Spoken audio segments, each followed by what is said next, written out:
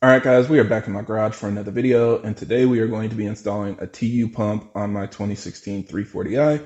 Now, a lot of you guys have probably already seen the original DIY that I made when I installed a TU pump on my 440i. That was several years ago, and at that point I really didn't know what I was doing. I was going into it with no real understanding of what it took to install because that was the first DIY posted on YouTube. Nobody was really detailing how it worked, and so the DIY is way longer than it needed to be and just had a lot of extra steps that you don't really need to take. So I figured since I'm going to be giving my 340i the same treatment, I would make this updated DIY to show you guys all the tips and tricks that I've learned over the years because I've installed several of them at this point, and I have a much easier time installing it nowadays. It usually can get done in 30 minutes to an hour. So I'm going to make this one. Let me know if you think I should just private or delete the old video. People keep telling me, oh, I didn't know I didn't need to cut wires, or I didn't know I could install this hard line this easily and stuff like that. And I just kind of want to override it and pretend that didn't happen. But I know a lot of you guys still feel like it's a nice DIY to have since it's so thorough. But this one will be a little more straightforward, a little more to the point, still covering all the steps, but just hopefully avoiding the extra steps you don't need.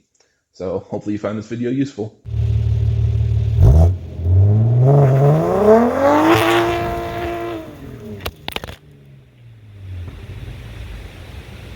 Now, as always, for everybody that's new to the channel, I create these videos to help keep you updated on the latest developments in our community, as well as discuss technical topics so that we have a better understanding of how our engines work. So if you're interested in more videos like that, be sure to subscribe because there will be a lot more coming out in the future.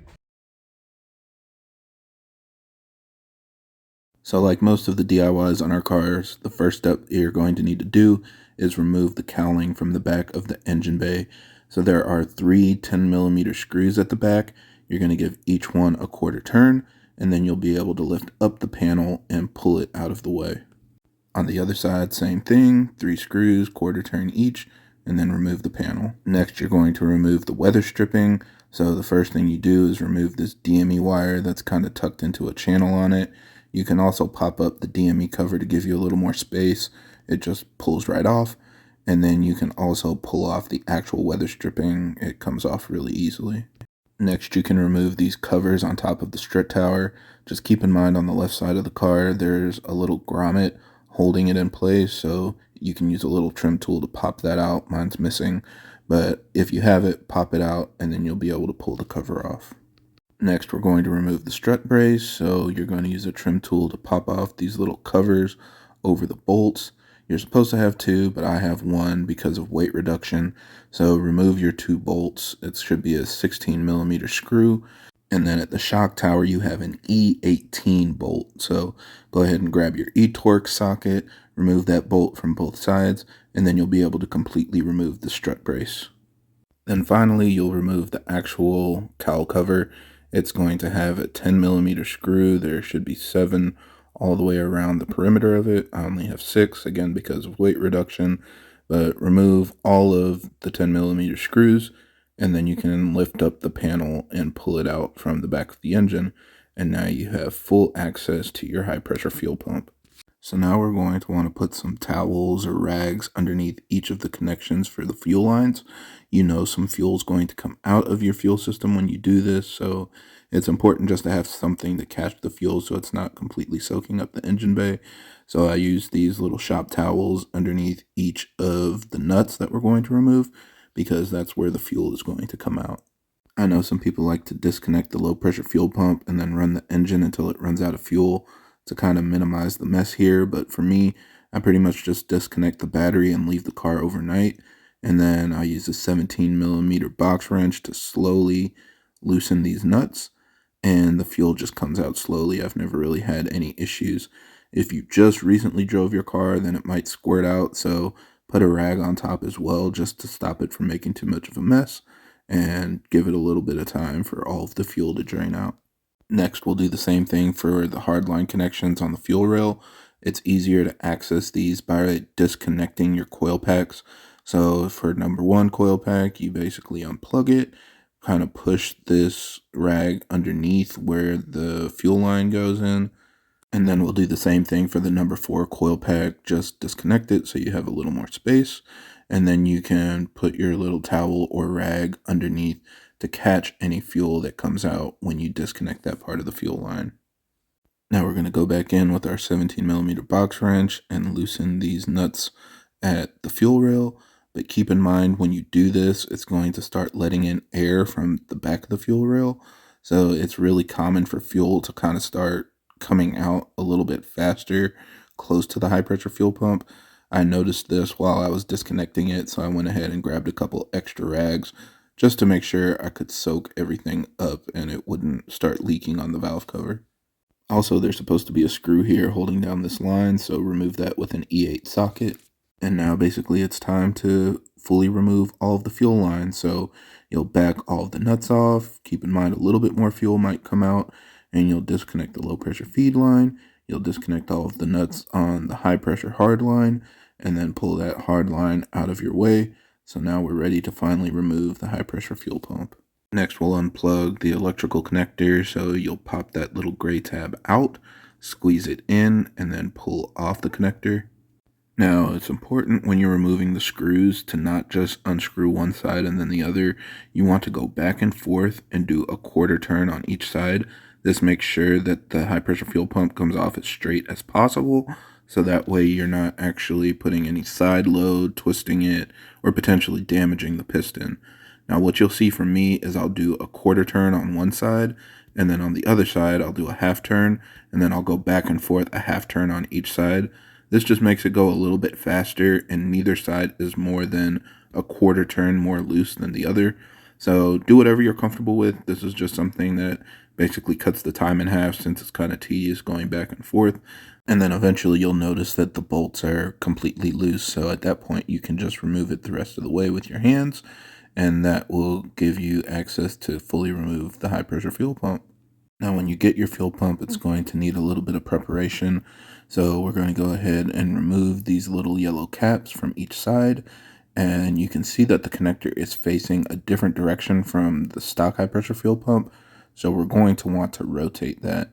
So in order to do that, we're going to use a small flathead screwdriver and slowly go around the perimeter of the connector and just try to basically pry it up. So you'll see a little bit of space on the side where you can put a flathead screwdriver in there and twist. Slowly work your way all the way around. Don't apply too much pressure in one specific corner. And as you work your way around slowly, eventually you'll get to the point where it will just pop off. So now we're basically going to want to move it from the 130 position to the 9 o'clock position. And if you need to, you can reference your stock high pressure fuel pump to make sure that it's kind of pointed in the same direction. It should be pointed just straight to the left, basically. Now it's not going to snap into place, so just push it down, kind of get it seated, and then you're going to need to use either a hammer or a mallet to fully seat it. So what I recommend is lightly tapping it all the way around the perimeter to try to seat it down. If you don't want to use a hammer, like I said, you can use a rubber mallet. It might take a little bit more force with that to get it fully seated, but you're going to hit it down until you can look in this little corner and you don't see any kind of black space. It should be completely fully seated with only metal showing through that little hole. Once it's all the way pressed down, then you know that you've got it fully seated and it shouldn't come off. One other thing to note is these two are interchangeable, so if you damage one of the connectors, you can pull it off of your stock high pressure fuel pump and swap it onto the TU pump. It'll work just fine. So now we're ready to reinstall the new TU pump. The first thing you want to do is put a little bit of oil on the end of the piston. You just do this so that you don't have any metal to metal contact that causes excessive wear. And then we're going to go ahead and mount it on the cylinder head. Make sure you're mounting it in the correct orientation so that the plug is facing the front of the car. And then before we bolt anything down, we're going to kind of start reinstalling the new hardline. The reason is because if you bolt the high pressure fuel pump down, it's going to be almost impossible to get that hardline installed. So basically you're just going to start it at each of the connections for the fuel rails and the high pressure fuel pump. You should be able to easily hand thread it onto all of those connections and just give it a couple turns so that it's mounted and started, but not actually tightened down. And that way you know that it won't cross thread or cause any issues. And now it's time to go ahead and bolt the high pressure fuel pump to the cylinder head. So you're going to go ahead and put a screw in each of the holes, and go ahead and get it started. Just kind of get it snugged up, but don't actually tighten it down.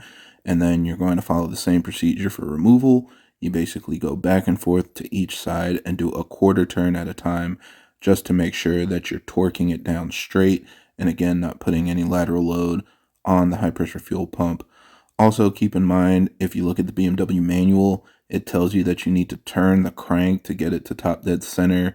All that's doing is lowering the lobe on your cam so that the fuel pump sits a little bit lower and you don't have to do this as much. But for me, this is a much faster process than trying to access the crank, and it just takes a couple more turns on each side to fully torque it down. I've never had any issues with the high pressure fuel pump, so I recommend just kind of doing it this way without worrying about the cam position.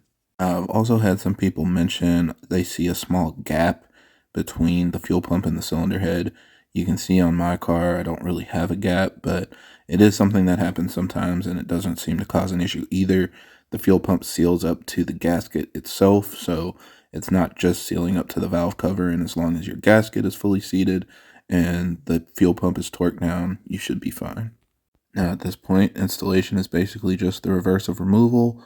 I'll put all the torque specs in the video description for you guys, but once you've torqued down your high pressure fuel pump, now you're good to go and torque down the actual hard lines on your high pressure fuel pump and the fuel rail. Also, don't forget to kind of tighten down this screw that's holding down the fuel line on your valve cover. It's going to need to be rotated a little bit, so tighten that down first, then go back and tighten down the nuts on your high pressure fuel pump. Once you've reconnected everything and reinstalled all of your trim, double check over your work. It's a good idea to start the car and just do a quick inspection to make sure you don't have any fuel leaks, and you should be good to go. It's really that simple. So yeah, that's it for this video. Thank you guys for watching, and I hope this helps.